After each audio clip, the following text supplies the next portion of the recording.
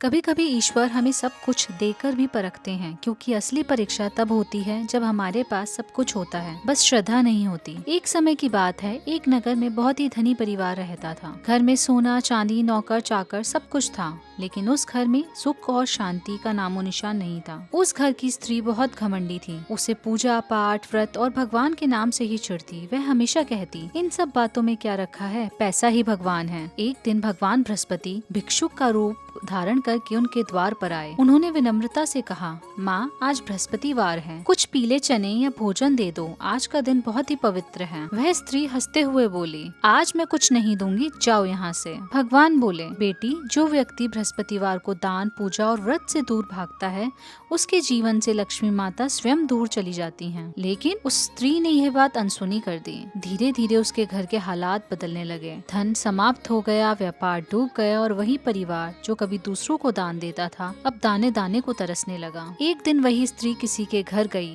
वहाँ उसने देखा कि घर में गुरुवार का व्रत और कथा चल रही थी। वातावरण में शांति थी और चेहरे में संतोष। उसने पूछा, बहन, यह कौन सा व्रत कर रही हो? तुम इतनी शांत और प्रसन्न कैसे रहती हो? वह महिला मुस्कुराई और बोली, यह बृहस्पतिवार का व्रत है बहन, इससे घर में सुख समृद्धि और ईश्वर की कृपा बनी रहती है। वह स्त्री उसी क्षण पछता गई। उसने भगवान बृहस्पति से क्षमा मांगी और निश्चय किया कि अब हर गुरुवार को वह व्रत रखेगी, पीले वस्त्र पहनेगी, पीला भोजन करेगी और भगवान बृहस्पति की पूजा करेगी। धीरे धीरे उसके जीवन में फिर से प्रकाश लौट आया। धन, शांति और प्रेम सब वापस आ गया। जो व्यक्ति श्रद्धा और विश्वास से गुरुवार का व्रत करता है, भगवान बृहस्पति उस पर असीम कृपा करते हैं।